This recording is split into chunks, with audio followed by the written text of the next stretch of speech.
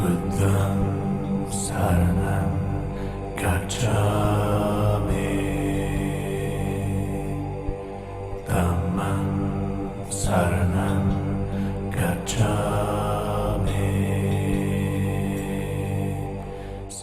बुद्धम शरणम गच्छामि मतलब बुद्ध की शरण में जाना। गौतम बुद्ध जहां जहां गए वो जगह इतिहास के पन्नों में दर्ज हो गई। जन्म से लेकर महापरिनिर्वाण तक बुद्ध ने प्राचीन भारत में कई जगह अपनी छाप छोड़ी। उनके पद चिन्ह आज भी इतिहास की धरोहर है। गौतम बुद्ध ज्ञान प्राप्ति से लेकर महापरिनिर्वाण तक भारत के कई राज्यों में गए, जहां उन्होंने बौद्ध धर्म का प्रचार किया। आज भी उनके वचन, उनकी प्रतिमा देखकर एहसास होता है कि इस महान तपस्वी ने कितने तप किए होंगे, तब जाकर इन्हें ज्ञान मिला होगा।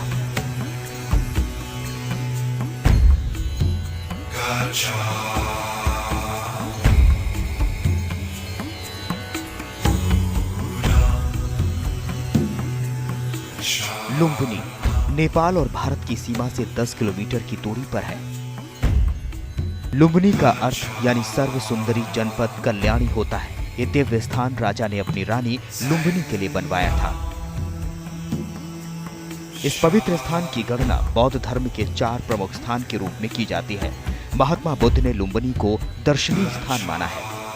ये जगह गौतम बुद्ध के जन्म स्थान से भी जुड़ी है, क्योंकि प्राचीन काल में ये शाक्यों का नगर था, जहां राजा शुद्धोधन का राज था। कई सालों तक ये जगह अज्ञात रही, लेकिन सम्राट अशोक ने इस जगह को खोज निकाला और 244 ईसा पूर्व को यहाँ छोटे छोटे स्तूप बनवाए, जो आज भी लुम्बिनी में मौजूद हैं। अशोक ने यहाँ अपना एक अशोका पिलर भी बनवाया। ये वो अवशेष है जो आज भी गौतम बुद्ध बने सिद्धार्थ की याद ताजा कर देती है। लुम्बिनी में बने संग्रहालय में सिद्धार्थ के जन्म से जुड़े कई अवशेष मौजूद हैं। लुम्बिनी में बुद्ध से जुड़ा एक और मंदिर है जो नेपाली शैली में बना है। इसे बुद्ध विहार कहते हैं। इसमें नेपाली वास्तुकला की झलक भी देखने को मिलती है। इस विहार के अंदर गौतम बुद्ध के जीवन से जुड़ी कई घटनाओं को चित्रों के जरिए दिखाया गया है।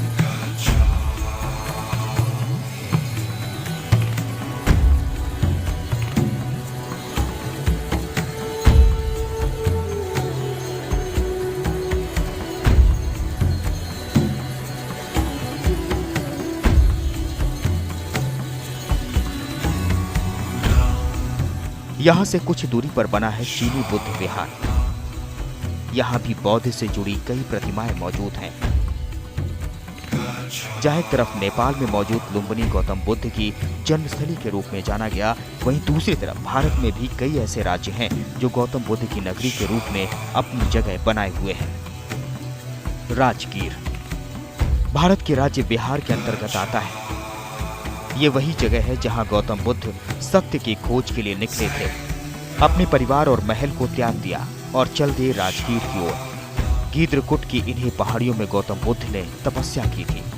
राजगीर में बना शांति स्तूप गौतम बुद्ध के शांति का संदेश देता है। राजगीर में तपस्या करने के बाद भी गौतम बुद्ध को वो ज्ञान हासिल नहीं हुआ जो हासिल करना चाहते थे। इसके बाद गौतम बोध गया से 10 किलोमीटर की दूरी पर सुजाता नगर पहुंचे। ये वही नगर है जहां सुजाता ने गौतम को खीर दी थी। वैशाखी पूर्णिमा के दिन सुजाता नाम की स्त्री को पुत्र हुआ। उसने बेटे के लिए एक वट वृक्ष की मनौती मानी थी।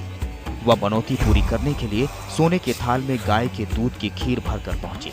सिद्धार्थ वहीं बैठकर ध्यान कर रहे थे। उन्हें लगा कि वृक्ष देवता ही मानो पूजा लेने के लिए शरीर धर कर बैठे हैं। सुजाता ने बड़े आदर से सिद्धार्थ को खीर भेंट की और कहा, जैसे मेरी मनोकामना पूरी हुई उसी तरह आपकी भी हो। सुजाता की भेंट तो गौतम ने स्वीकार कर ली, लेकिन अभी तक उन्हें बोधि का ज्ञान नहीं मिला।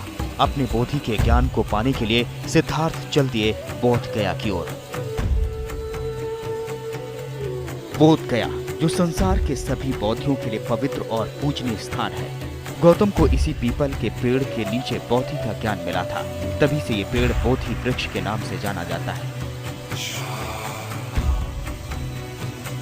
यहाँ मौजूद है महाबोधि मंदिर, जहाँ सिद्धार्थ की कई प्रतिमाएं मौजूद हैं। ये जगह इसलिए भी खास है क्योंकि यहाँ से ही सिद्धार्थ गौतम बुद्ध कहलाए। यहाँ से ही एक राजकुमार के सफर का अंत हुआ, एक ऐसा सफर जो सत्य को खोजने के लिए था। गौतम बुद्ध ने बोधगया में 7 सप्ताह गुजारे थे और इन 7 सप्ताह की झलक आज बोधगया के इस महाबोधि मंदिर की अतुलनीय विरासत है, जिसे हमेशा के लिए बुद्ध के अनुयायियों ने संजो कर रखा है। ज्ञान प्राप्ति के बाद गौतम बुद्ध अपने साथियों के साथ बौद्ध धर्म का प्रचार करने निकले। सारनाथ, जहां गौतम बुद्ध ने बौद्ध धर्म का पहला प्रचार किया। सारनाथ एक तपोभूमि थी। ये प्राचीन काल से ही मशहूर थी। यहाँ कई महान तपस्वी आए और इस जगह को अपने ज्ञान से और भी पवित्र किया। यहीं से गौतम बुद्ध ने भी अपने पहले धर्मोपदेश का शंखनाद किया। यहाँ गौतम बुद्ध को उनके पिछड़े 5 साथी भी मिले, जिनके साथ मिलकर गौतम बुद्ध ने धर्मोपदेश दिया। यहाँ बने स्तूप, मंदिर गौतम के धर्मोपदेश की गाथा आप सुनाते हैं। सारनाथ में बने इस मंदिर में आज भी गौतम बुद्ध की हड्डियां मौजूद हैं, जिसे कार्तिक पूर्णिमा के दिन बौद्ध भिक्षुओं और आम जनता को दिखाया जाता है। अपने धर्मोपदेश के बाद गौतम बुद्ध ने रुख किया ऐतिहासिक शहर वैशाली की ओर। वैशाली इतिहास में शहर का नाम प्रसिद्ध है। वैशाली लिच्छी वंश के लोगों की राजधानी थी। महात्मा बुद्ध का ये पावन स्तूप उनके धातु अवशेष पर बना था। बौद्ध गाथाओं में भी इस शहर का नाम लिया गया है। गौतम बुद्ध ने 6 बार इस शहर की यात्रा की थी। यहाँ बना ये अशोक स्तंभ पर्यटकों के लिए आरक्षण का केंद्र है। गौतम बुद्ध के महानिर्वासन के पश्चात उनके अवशेषों को 8 भागों में बांट दिया गया था, जिसमें एक भाग लिच्छवियों को मिला था। लिच्छवी के निवासियों ने इस जगह पर एक स्तूप का निर्माण करवाया था, जिसमें भगवान बुद्ध की अष्टधातु रखी गई थी, जो अब पटना के संग्रहालय में मौजूद है। जापान का ये विश्व शांति स्तूप सभी के आकर्षण का केंद्र है। ये स्तूप 48 मीटर लंबा है। यहाँ गौतम बुद्ध के जन्म से लेकर महानिर्वाण तक की प्रतिमाएं मौजूद हैं। महात्मा बुद्ध ने भी इन्हीं 4 स्थानों को पावन माना है। नालंदा बिहार राज्य के नालंदा में स्थित है। नालंदा विश्वविद्यालय प्राचीन काल का एक अंतर्राष्ट्रीय शिक्षा केंद्र था। ये गुप्त काल में बनाया गया था।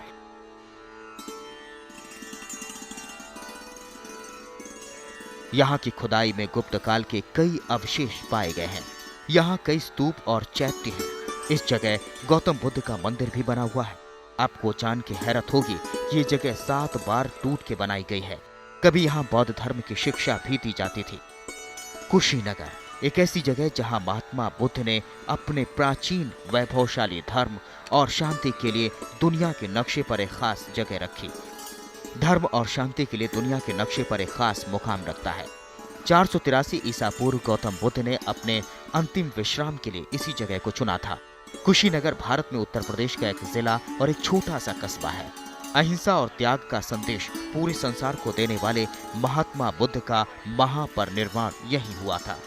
इसी वजह से ये जगह ऐतिहासिक दृष्टि से काफी अहम है। यहाँ गौतम बुद्ध की लेटी हुई एक विशाल प्रतिमा है। इसी जगह गौतम बुद्ध ने निर्माण किया था। आज दशों दिशाओं में गौतम बुद्ध के अनुयायी मौजूद हैं, जो उनके आदर्शों पर चलते हैं, उनके उपदेशों का पालन करते हैं। ये था गौतम बुद्ध के सत्य की खोज तक का सफर, जिसे भारत की भूमि बिहार और दूसरे शहरों ने संजो कर रखा है। जनता के लिए नाजिया रहमान की रिपोर्ट। बुद्धं शरणं गच्छामि।